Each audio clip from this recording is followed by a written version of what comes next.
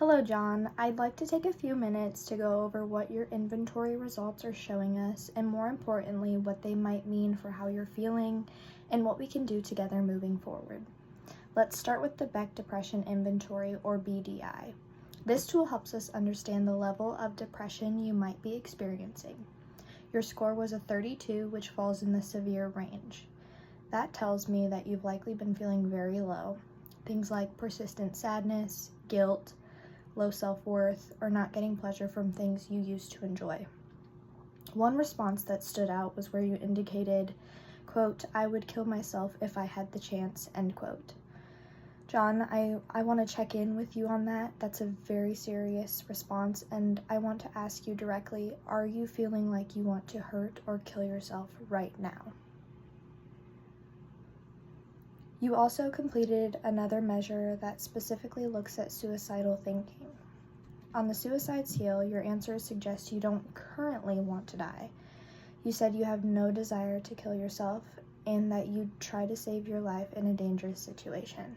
That's really good to hear. But your earlier answer still matters a lot, and I want to make sure we're not missing anything and that we're on the same page. Can you help me understand how you were feeling when you filled that part out? Was it a passing thought, or is it something you've been thinking about more consistently? Also, does your partner or a friend or a coworker know about these feelings?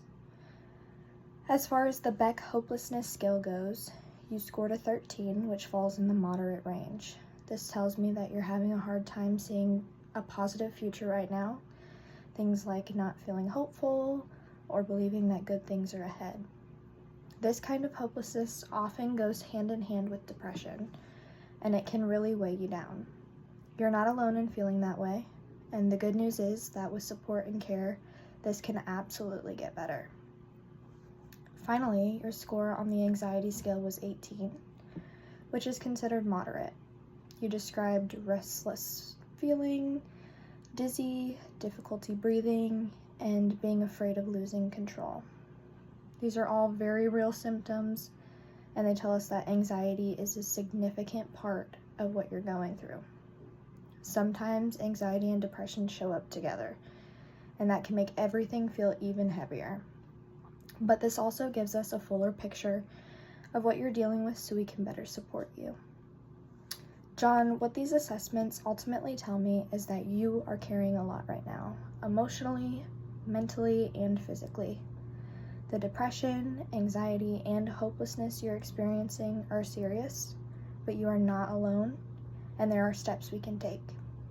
The most important thing right now is your safety. Even though you said you don't currently want to harm yourself, the fact that suicidal thoughts came up means we should create a treatment plan together. That might include identifying someone you can reach out to if things get worse, like your partner. We can also work on exploring healthy coping strategies. Ultimately, would that be okay if we talk about these things today?